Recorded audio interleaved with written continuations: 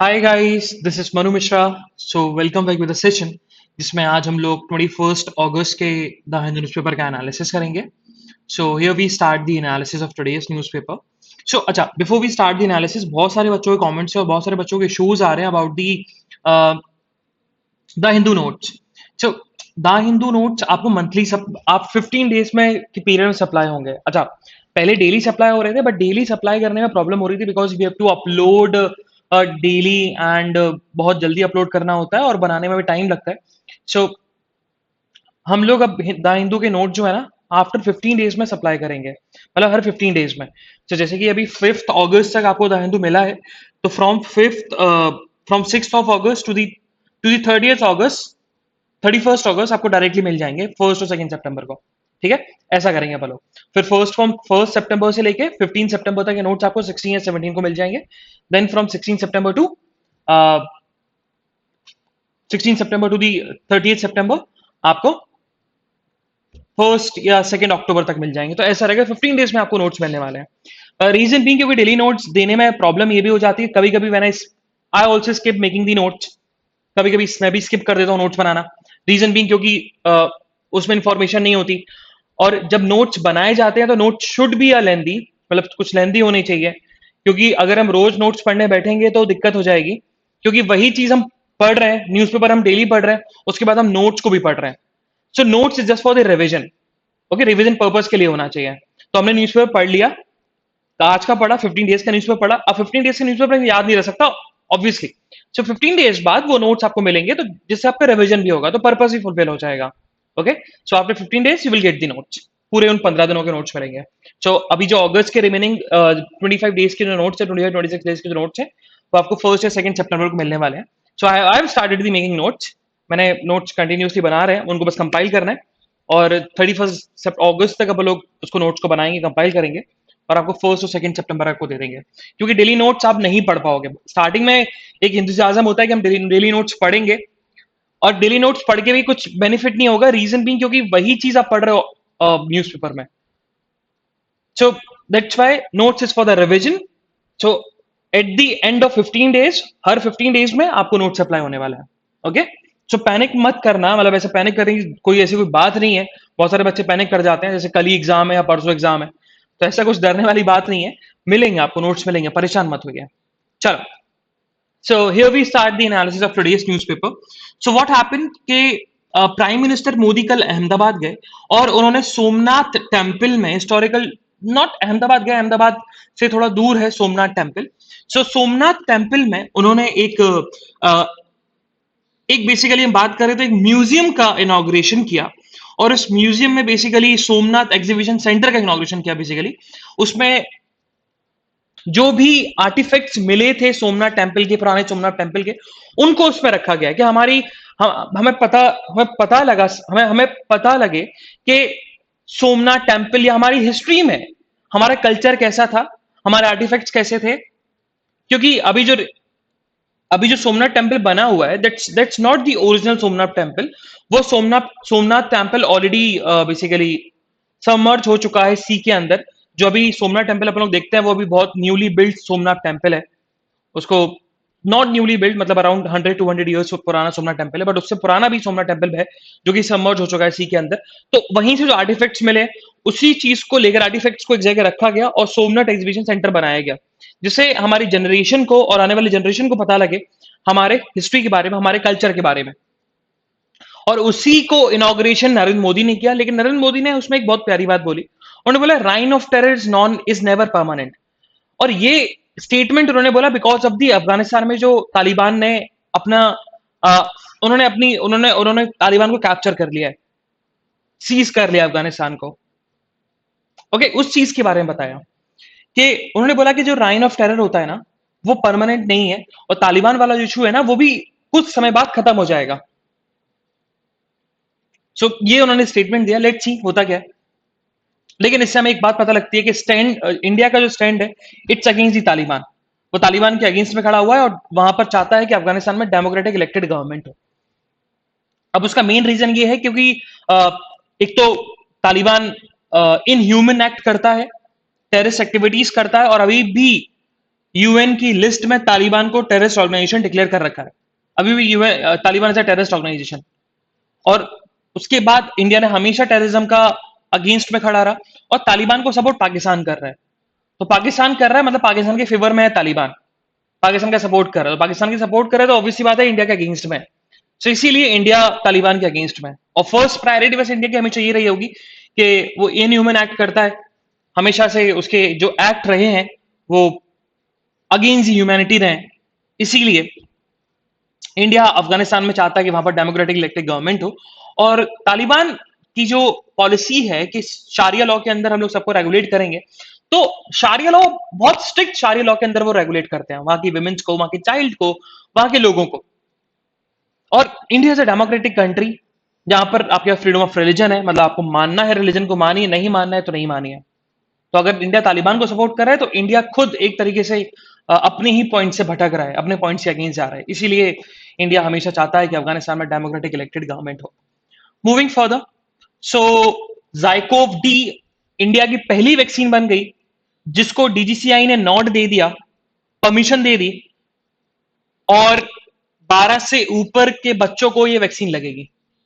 और अभी ट्रायल हुआ था, ट्रायल में पता लगा 66% ये एफिशिएंट है बच्चों के ऊपर, 12 से लेके 18 ईयर्स के ग्रुप के बीच में। क्योंकि 18 ईयर्स के ऊपर तो वैक्सीन है, कोविशील्ड है, कोवैक्सीन है, स्पटनिक है, जॉनसन एंड जॉनसन है। लेकिन 18 बिलो दी 18 के लिए कोई वैक्सीन नहीं थी। इसीलिए एक कंपनी है जाइडस कैडिला, तो जेड वाई जो लिखा है ना, Z Y is for Zydus. So Zydus Covishield vaccine D जो बनी है ना, it's for the adolescent, adolescent के लिए वैक्सीन बनी है, and become the first vaccine in India that can be administered to the adult as well as those 18 and above. जो 12 या 12 साल के ऊपर है उनको भी ये वैक्सीन दी जा सकती है। और उनका ट्रायल हुआ, ट्रायल में पता लगा कि 66% एफिशिएंट है ये, है ना। तो अच्छा, फर्स्ट वैक्सीन है तो इसे याद करने की जरूरत है। सो जाइकोव मतलब Zydus Covishield vaccine. Moving further, so हमें सिटी के बारे में नहीं पढ़ना है ना, सिटी के बिल्कुल न्यूज स्किप कर दो, सिटी का बिल्कुल पढ़ना ही नहीं है। So on the north east page, और नॉर्थ ईस्ट पेज में देखेंगे तो आज की जो नॉर्थ ईस्ट जो पेज है, it's totally about the politics news, तो जो कि हमारे, और या रीजनल न्यूज जो कि हमारे एग्जामिनेशन पर्सपेक्टिव से इंपॉर्टेंट नहीं हो जाता।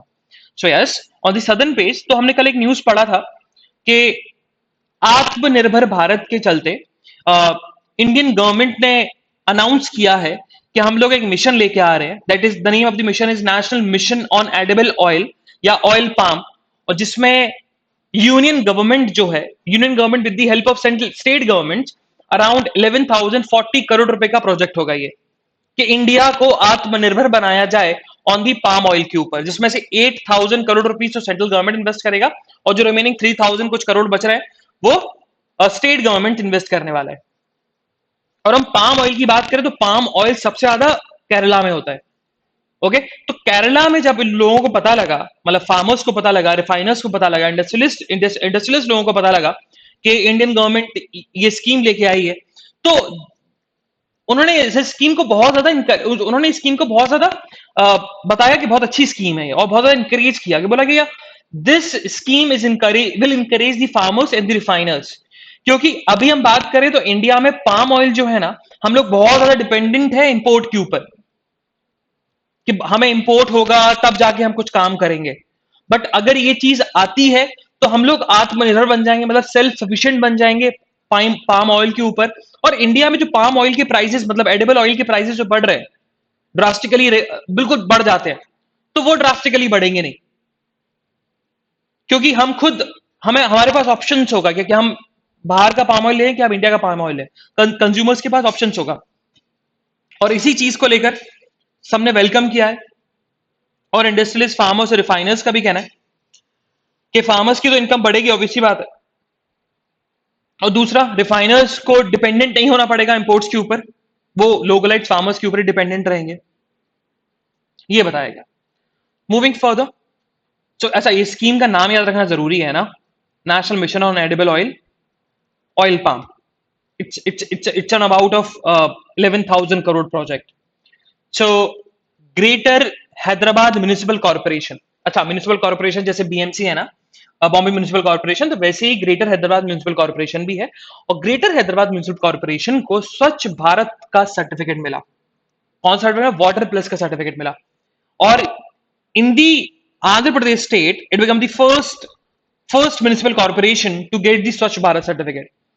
अच्छा, अब सर्टिफिकेट भी रेंज करते रहते हैं, है ना। जैसे ओडीएफ सर्टिफिकेट है, ओडीएफ मतलब ओपन डेफिकेशन फ्री सर्टिफिकेट। एक होता है ओडीएफ प्लस सर्टिफिकेट, फिर होता है ओडीएफ डबल प्लस सर्टिफिकेट, फिर होता है वाटर प्लस सर्टिफिकेट। तो देखा जाए तो ग्रेटर हैदराबाद म्युनिसिपल कॉर्पोरेशन सबसे जो हाईएस्ट लेवल का सर्टिफिकेट है that is water plus certificate. तो वाटर प्लस सर्टिफिकेट जो है ग्रेटर म्युनिसिपल कॉर्पोरेशन को मिल चुका है, and it become the first state to get this certificate, first municipal corporation in the state to get this certificate. अब हाँ, इसके कुछ 9 इंडिकेटर्स हैं वाटर प्लस सर्टिफिकेट लेने के लिए, और already greater Hyderabad municipal corporation को ओडीएफ प्लस प्लस सर्टिफिकेट मिल चुका है। उसके बाद अभी उनको वाटर प्लस सर्टिफिकेट मिला था। अब इसके कुछ इंडिकेटर्स हैं। इंडिकेटर्स जैसे कि बोल सकते हैं कि सेफ डिस्चार्ज होना चाहिए सीवेज का, सेफ क्लीनिंग होनी, सेफ क्लीनिंग प्रैक्टिस होनी चाहिए, है ना। ट्रीटमेंट कैपेसिटीज होनी चाहिए। हम वाटर को कैसे रीयूज कर सकें, जो ट्रीटेड वाटर है जो हम इसको यूज कर चुके हैं उसको फिर से कैसे रीयूज कर सकें। ड्रेन्स को हम मेंटेन कर रहे हैं कि नहीं कर रहे हैं, ग्रीवियंस रिड्रेसल मैकेनिज्म है कि नहीं है ना, और सैनिटेशन अथॉरिटी स्टैब्लिशमेंट करी गई कि नहीं करी गई, और रिस्पॉन्स यूनिट्स है कि नहीं। तो ये सारे चीजें इंडिकेटर्स अगर फुलफिल होती हैं किसी म्युनिसिपल कॉर्पोरेशन में, तब जाके वहां पर वाटर प्लस सर्टिफिकेट दिया जाता है बाय दी स्वच्छ Bharat, by the ministry of housing and urban affairs. अच्छा, ये याद रखना कि कौन सी मिनिस्ट्री देती है सर्टिफिकेट, स्वच्छ भारत वाला सर्टिफिकेट, तो ministry of housing and urban affairs देती है मिनिस्ट्री। ठीक है, ये मिनिस्ट्री सर्टिफिकेट देती है म्युनिसिपल कॉर्पोरेशंस को। And greater Hyderabad municipal corporation become the first municipal corporation in the state, in the Andhra Pradesh state, to get water plus certificate. Moving further, so today is Saturday. तो Saturday को हमने देखा है हमेशा से एक तो कम एडिटोरियल्स भी आते हैं, कम एडिटोरियल्स हमारे लिए इंपॉर्टेंट होते हैं, और उसके साथ साथ एडिटोरियल के साथ साथ न्यूज भी कम होती है। तो same goes with today's newspaper also. So आज की हम बात करें तो आज हमारे लिए सिर्फ 2 ही न्यूज इंपॉर्टेंट है, that is reboost to reset. इसको अपन डिस्कस करेंगे, इसका अपन ओवरव्यू लेने वाले हैं। ओके, अच्छा, ये दोनों न्यूज अपन डिस्कस कर चुके हैं तो उसको अपन ओवरव्यू लेंगे। And the second news, second editorial जो मैं पढ़ना है, it's about the faith and marriage, इसको अपन डिस्कस करेंगे। ओके, चलो। सो द फर्स्ट एडिटोरियल, अब ये है क्या, ये लिखा क्यों गया। रिसेंटली कल हमने एक न्यूज पढ़ी थी कि जो हमारे इंडस्ट्री एंड कॉमर्स मिनिस्टर हैं पीयूष गोयल, उन्होंने स्टेटमेंट दिया है कि US is not interested in India to have a free trade agreement. FTA नहीं करना चाहता यूएस अभी इंडिया के साथ, ये उन्होंने इंडिकेशन दिए। अब वही बताया गया, वही पहले सबसे पहले बताया गया कि देखो अगर हो जाता ये, तो ऑब्वियसली बात है सिग्निफिकेंट ट्रेड सरप्लस रहता है इंडिया के लिए और यूएस के लिए भी, दोनों के लिए बेनिफिट रहता। लेकिन यूएस अभी इंटरेस्टेड नहीं है बायलेटरल फ्री ट्रेड एग्रीमेंट करने के साथ इंडिया के साथ, है ना, वो भी बिल्कुल भी इंटरेस्टेड नहीं है।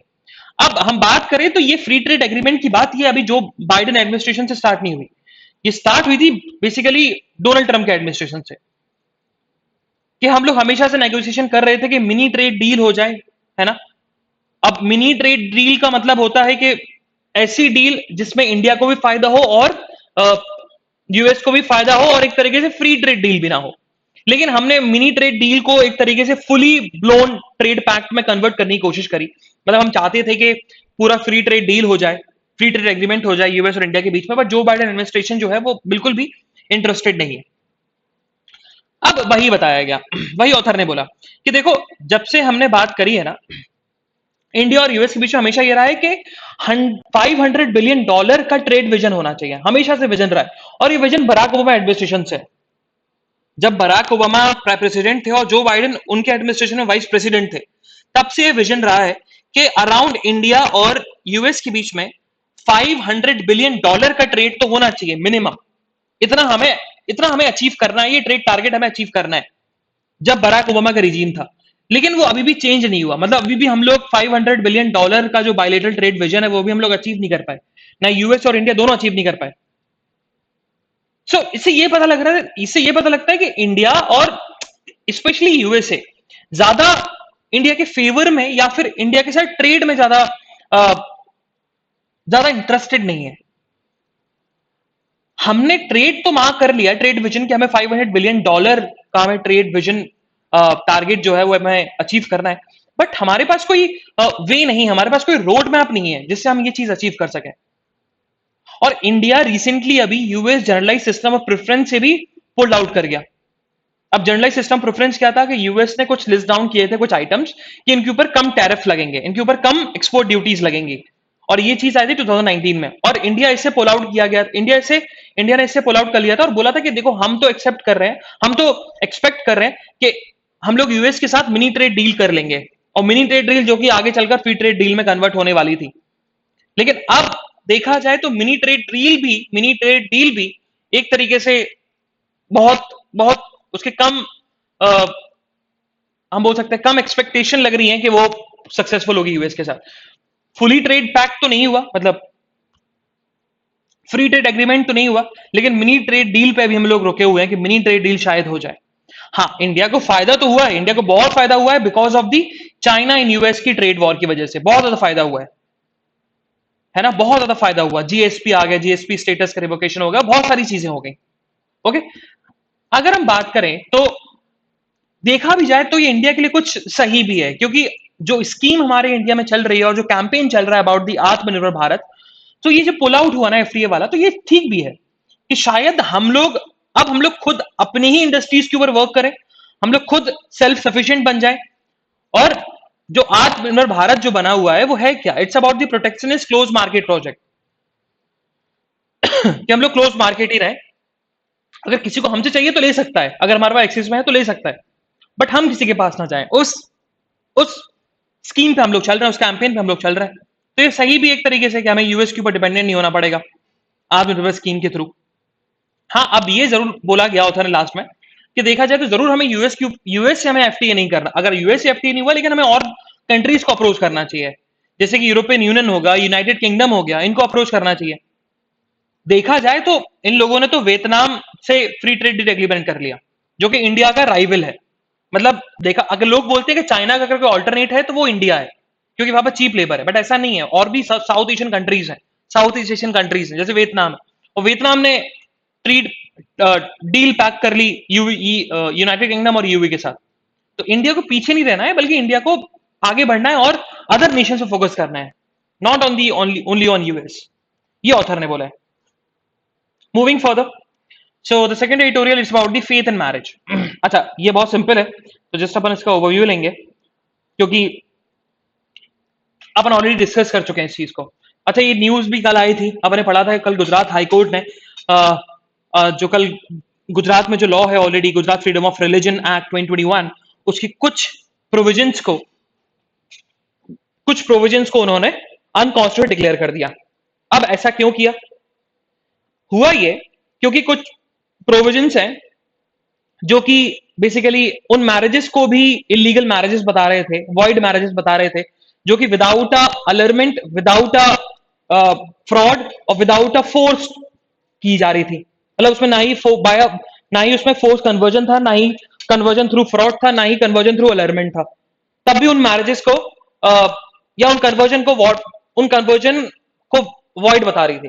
जैसे सेक्शन 3 का प्लेन रीडिंग क्या बोलती है कि conversion on the account of marriage also prohibited. अगर आप मैरिज के लिए कन्वर्ट होते हो और कोई भी नहीं है, ना उसमें फ्रॉड है, ना अलरमेंट है, ना ही कोर्जन है, कुछ भी नहीं है, तब भी वो कन्वर्जन वॉइड हो जाएगा या मैरिज वॉइड हो जाएगी। और उस चीज को लेकर गुजरात हाईकोर्ट ने बोला कि भाई ऐसी ये चीज थोड़ी ना है। इंडिया में हमेशा से हमने ये बोल रखा है, सुप्रीम कोर्ट ने हमेशा से बोल रखा है कि राइट टू मैरिज जो है ना, right to marriage it's a liberty, it's a personal liberty, वो आर्टिकल 21 के अंदर आता है। और एक केस भी हुआ था, सफीन जहां वर्सेस अशोकन, और सफीन जहां वर्सेस अशोकन ने बोला था कि right to marry a person of one choice is integral part of the article 21। तो मतलब अगर आप ये चीज छीन रहे हो बाय दीज प्रोविजंस, तो आप पर्संस के, इंडिविजुअल्स के, आप सिटीजन्स के आर्टिकल 21 का ब्रीच कर रहे हो, जो कि फंडामेंटल राइट है। और ऑथर ने बताया कि इंडिया में हिंदुत्व को देखा जाए ना, तो हिंदुत्व अभी बहुत सारे लोग हैं, हिंदुत्व कम्युनिटी के लोग हैं, उन लोग की अभी भी मिडिवल माइंडेड लॉज बने हुए हैं उनके दिमाग में, कि अभी भी हमारे यहाँ मुस्लिम्स का कैप्चर हो जाएगा, हमें कन्वर्ट कराया जाएगा, हमारा हिंदुत्व हमारा कमजोर हो जाएगा और खतरे में आ जाएगा। दीज आर दी थिंग्स, ये चीज बोली गई। Moving further, so read it, it's a simple one. अच्छा, कुछ कुछ चीजें हैं जैसे आर्टिकल 21 और सफीन जहां, ये याद रखना है ना। तो आई हैव ऑलरेडी मार्क्ड कि ये इंपॉर्टेंट चीजें हैं, इनको लिस्ट डाउन करते जाना और इनके बारे में गूगल करना और पढ़ने की कोशिश करना है क्या ये सारी चीजें। Moving further, so on the national news, तो नेशनल न्यूज में सुप्रीम कोर्ट ने एक बहुत प्यारी बात बोली। उन्होंने बोला कि देखो, अगर किसी पर्सन के ऊपर चार्जेस लगे हैं और अकॉर्डिंग टू द लॉ और अकॉर्डिंग टू द प्रोविजन, उसमें अरेस्ट का प्रोविजन दिया हुआ है कि अगर किसी पर्सन के ऊपर चार्जेस लगे हुए हैं तो आप उसको अरेस्ट कर सकते हो। तो इट डजंट मीन कि जो अथॉरिटी है ना, लॉ एंड ऑर्डर अथॉरिटी है, मतलब पुलिस है, वो अरेस्ट ही कर ले। हमेशा अरेस्ट करने की जरूरत नहीं होती। आप अगर अरेस्ट कर रहे हो विदाउट एनी रीजन, अगर प्रोविजन में दिया हुआ है और वो आपका साथ दे रहा है वो पर्सन, और तब भी आप उसको अरेस्ट कर रहे हो, तो इसका मतलब यह है कि आप उसकी पर्सनल लिबर्टी के साथ खिलवाड़ कर रहे हो। ये ऑथर ने बोला, ये सुप्रीम कोर्ट ने कल बोला अपने फाइंडिंग्स में। और इससे पहले भी सुप्रीम कोर्ट बेल को लेकर बोल चुका है कि अगर किसी की एंटीसिपेटरी बेल रिजेक्ट होती है तो डजंट मीन कि उसको सरेंडर करना पड़ेगा। अगर वो पर्सन साथ दे रहा है तो उसको वैसे ही आप रिलीज कर सकते हो, उसको अरेस्ट करने की जरूरत नहीं है। तो सुप्रीम कोर्ट आजकल बेसिकली इंफेसाइज नहीं करता, ये नहीं बोलता कि आपको अरेस्ट करना ही पड़ेगा, अरेस्ट जरूरी है, इसको जेल में भेजो, बल्कि ये बोलता है कि अगर उस पर्सन ने क्राइम किया या उसके ऊपर चार्जेस लगे हैं और वो आपका साथ दे रहा है फाइंडिंग्स में, इन्वेस्टिगेशन में, तो उसको अरेस्ट करने की जरूरत नहीं है। लेकिन तब भी आप उसको अरेस्ट करते हो तो उसको आप उसकी पर्सनल लिबर्टी के साथ खिलवाड़ कर रहे हो। मूविंग फर्दर, सो जब हम बात करते हैं तेलंगाना की, तेलंगाना में दो स्कीम, एक स्कीम आई थी बहुत फेमस हुई थी, दैट इज रोहित बंधु स्कीम। अब रोहित बंधु स्कीम जो थी ना, ये फार्मर्स से रिलेटेड थी, ये फार्मर्स को सपोर्ट किया जाएगा, इनकम सपोर्ट मिलेगी उनको। अच्छा, इतनी फेमस थी कि वर्ल्ड में इसको रिकॉग्नाइज किया गया। सेंट्रल गवर्नमेंट ने रोहित बंधु स्कीम के चलते, मतलब उस स्कीम से उन्होंने बेसिकली, यहां बोल सकते हैं उस स्कीम को सोचते हुए उन्होंने सेंट्रली एक नई स्कीम बनाई थी फार्मर्स को, फार्मर्स के लिए, कि उनको इनकम सपोर्ट दी जाए। तो उन्होंने आइडिया लिया था, सेंट्रल गवर्नमेंट ने आइडिया लिया था इस स्कीम से, रोहित बंधु स्कीम से। तो यूनिवर्सली अक्लेम्ड ये स्कीम थी और फार्मर्स को बहुत हेल्प हुई। सेंट्रल लेवल पे भी इसको इंप्लीमेंट किया गया। लेकिन एक और स्कीम आई थी, दैट इज दलित बंधु स्कीम। और दलित बंधु स्कीम को बहुत ज्यादा क्रिटिसिज्म झेलना पड़ा और सही तरीके से सक्सेसफुल नहीं हो पाई, क्योंकि दलित बंधु स्कीम लाने का जो पर्पस था वो पॉलिटिक्स पर्पस था, पॉलिटिकल पर्पस था। क्योंकि एक पर्सन थे जो कि एक एरिया में थे, एक एरिया के बेसिकली मिनिस्टर थे, और उन्होंने अपनी मिनिस्ट्री से उन्होंने अपनी कॉन्स्टिट्यूंसी से रिजाइन किया, मतलब एमएलए थे, रिजाइन किया और बीजेपी में चले गए। तो अब टीआरएस को डर लगने लगा, और वो कॉन्स्टिट्यूंसी वहां पर majority of the population are Dalit populated थी, वहां पर शेड्यूल कास्ट और शेड्यूल ट्राइब के लोग रहते थे। तो टीआरएस को डर लगा, मतलब टीआरएस जो कि रूलिंग गवर्नमेंट है वहां पर, टीआरएस को डर लगा कि कहीं हमारी सरकार ना चली जाए वहां पर, या हमसे शेड्यूल कास्ट और शेड्यूल ट्राइब्स के लोग गुस्सा ना हो जाए। तो इसीलिए उन्होंने ये स्कीम लेके आए थे, जो कि सक्सेसफुल नहीं हो पाई, जो कि बताता था कि इनकम सपोर्ट दिया जाएगा शेड्यूल कास्ट और शेड्यूल ट्राइब्स को। ओके, तो वही बताया गया कि ये अच्छा नहीं है, और इलेक्शन कमीशन ने भी इसको गलत बोला गया कि ये बाय पोल्स के समय आया तो ये गलत है, ऐसा नहीं होना चाहिए, ये पॉलिटिकली मोटिवेटेड स्कीम थी। मूविंग फर्दर, सो कल एक स्टडी हुई है ना। अच्छा, ये study basically child marriage prosecution in India, जो कि लॉ एंड डेवलपमेंट, एक लीगल, एक Delhi based legal resource group है, रिसर्च ग्रुप है, उसने बताया। अच्छा, उसने बेसिकली 83 हाई कोर्ट और डिस्ट्रिक्ट कोर्ट्स के वर्डिक्ट्स को देखा जो कि चाइल्ड मैरिज से रिलेटेड थे, फ्रॉम 2008 2017। उसमें बताया गया कि जो चाइल्ड मैरिजेस होती है ना, वो चाइल्ड मैरिज 3 तरीके में डिवाइड की गई। सबसे पहला होता है इलुपमेंट। अब इलुपमेंट का मतलब होता है कि आप सीक्रेसी में मैरिज करा रहे हो, है ना, सीक्रेसी में मैरिज करा के उसको पता लगे कि नहीं चाइल्ड मैरिज हुई है। तो मेजॉरिटी, मतलब अराउंड 65% ऑफ द केसेस जो हैं वो इलुपमेंट से हुए, चाइल्ड मैरिज इलुपमेंट से हुए। तो पता ही नहीं लगता है लोगों को, अथॉरिटीज को पता नहीं लगता है कि चाइल्ड मैरिज हो भी रही है। फिर होती है अरेंज चाइल्ड मैरिजेस, कि अरेंज चाइल्ड मैरिजेस हो गई, करवा दी चाइल्ड मैरिज, वो दैट इज 30%। और रिमेनिंग जो परसेंट बचा 5%, that is force child marriage. और वही बताया गया कि बल्कि इलुपमेंट की हम बात करें तो इलुपमेंट में पनिशमेंट ज्यादा है, और वहीं हम अरेंज चाइल्ड मैरिज और फोर्स चाइल्ड मैरिज की बात करें तो उनकी पनिशमेंट कम है। लेकिन तब भी एलिपमेंट के केसेस ज्यादा हो जाते हैं, 65% of the cases are from the elopement. The reason is क्योंकि जो बहुत ज्यादा इंपॉर्टेंस रखती है, जो लोग चाइल्ड मैरिज करवाते हैं फैमिलीज, उनके लिए इंपॉर्टेंट रखती है उनकी फैमिली का ऑनर। तो उनके फैमिली का ऑनर खराब ना हो, इसीलिए वो इलिपमेंट पे ज्यादा बिलीव करते हैं। हाँ, अगर पकड़े गए तो पनिशमेंट ज्यादा झेल लेंगे, चलेगा उनको। बट अरेंज चाइल्ड मैरिज जिसमें पब्लिकली पता लग जाए, 1-2 साल को जेल जाना पड़े, वो उनके लिए बेइज्जती वाली बात है। उधर उनका फैमिली का ऑनर गिर जाता है अकॉर्डिंग टू दैम। तो उससे पता लगा कि बिकॉज ऑफ द फैमिली उनका डिसऑनर ना हो जाए, इसीलिए वो इलिपमेंट में ज्यादा फोकस करते हैं। कल सुप्रीम कोर्ट की एक और फाइंडिंग आई। सुप्रीम कोर्ट ने ये बोला कि अगर कोई पर्सन है और person belong to the basically, अगर हम बात करें तो person belong to some reserved category, तो वो दो स्टेट्स में कोटा का बेनिफिट नहीं ले सकता। अब जैसे कि क्या हुआ, जैसे कि हम बिहार की बात करें, तो बिफोर 2000 बिहार और झारखंड एक ही स्टेट हुआ करते, दैट इज बिहार। लेकिन नवंबर 2000 में बिहार का डिसइंटीग्रेशन हुआ, तो बिहार अलग बना, झारखंड अलग बना। तो इसका मतलब ये नहीं है कि कोई बिहार का रेसिडेंट झारखंड में भी रिजर्वेशन का बेनिफिट ले सकता है, नहीं ले सकता, कोटा बेनिफिट नहीं ले सकता। वो एक ही स्टेट का कोटा बेनिफिट ले सकता है। अगर कोई बिहार का पर्सन जो कि रिजर्व कैटेगरी का है, और अगर वो झारखंड में जॉब के लिए अप्लाई कर रहा है, तो उसको जनरल कैटेगरी के अंदर ही कंसिडर किया जाएगा, है ना। तो कोई भी रिजर्व कैटेगरी का पर्सन दो स्टेट्स में साइमल्टेनियसली कोटा बेनिफिट नहीं ले सकता, ये बोला गया। आप एक ही स्टेट में लो, दूसरे स्टेट में नहीं ले पाओगे, ये सुप्रीम कोर्ट ने बोला है। मूविंग फर्दर, सो अच्छा, जायकोव डी को तो ऑलरेडी परमिशन परमिशन मिल चुकी है डीजीसीआई की, कि वो एडोलेसेंट को भी, मतलब 12 and above the age of 12 उनको वैक्सीन लग जाएगी। बट अभी जॉनसन एंड जॉनसन ने भी डीजीसीआई से परमिशन मांगी है कि हम लोग वैक्सीन ट्रायल करना चाहते हैं ऑन दी एडोलेसेंट के ऊपर, तो हमें अप्रूवल दे दो, है ना। तो अभी जॉनसन एंड जॉनसन कंपनी को भी शायद अप्रूवल मिल जाए ट्रायल के लिए, और ट्रायल सक्सेसफुल रहा तो ऑब्वियसली बात है उनको भी डीजीसीआई परमिशन दे देगी कि एडोलेसेंट को वैक्सीन लग सकती है जॉनसन एंड जॉनसन की। अच्छा, ये वाली जो न्यूज है ना, उड़ीसा वाली न्यूज, अपन ऑलरेडी कवर कर चुके हैं। क्योंकि याद करो तो हमने पढ़ा था कि उड़ीसा गवर्नमेंट ने अनाउंस किया है कि हम लोग हेल्थ डेबिट कार्ड बनाएंगे, जिसके चलते अराउंड इंडिया उड़ीसा में जो 3.5 करोड़ पुअर पीपल है, उनको डायरेक्टली बेनिफिट होगा, हेल्थ बेनिफिट होगा। कैसे? क्योंकि उनका ट्रीटमेंट 5 लाख तक का एनुअली फ्री होने वाला है, according to this smart health card. और फ्राइडे से ये स्कीम लॉन्च भी हो गई और हेल्थ कार्ड डिस्ट्रीब्यूट होना स्टार्ट भी हो गए।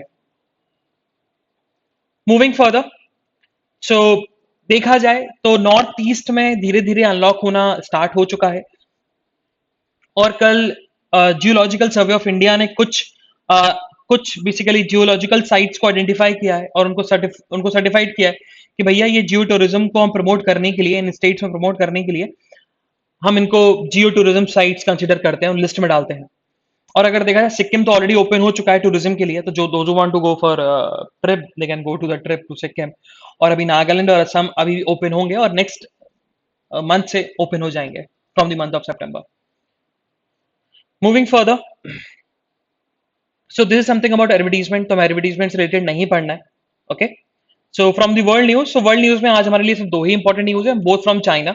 सो चाइना की जो टू चाइल्ड पॉलिसी थी, उस टू चाइल्ड पॉलिसी को चाइना ने चेंज किया, क्योंकि चाइना में देखा जाए तो चाइना में अभी बर्थ रेट डिक्लाइन होने लगा, बहुत ज्यादा डिक्लाइन होने लगा। तो इसीलिए ना टू चाइल्ड पॉलिसी को चेंज करके क्या कर दिया, 3 चाइल्ड पॉलिसी, कि मतलब 3 बच्चे हो सकते हैं कपल्स के, क्योंकि चाइना में भी बर्थ रेट डिक्लाइन गिर रहा है, पॉपुलेशन बहुत ज्यादा डिक्रीज हो रही है, इसलिए।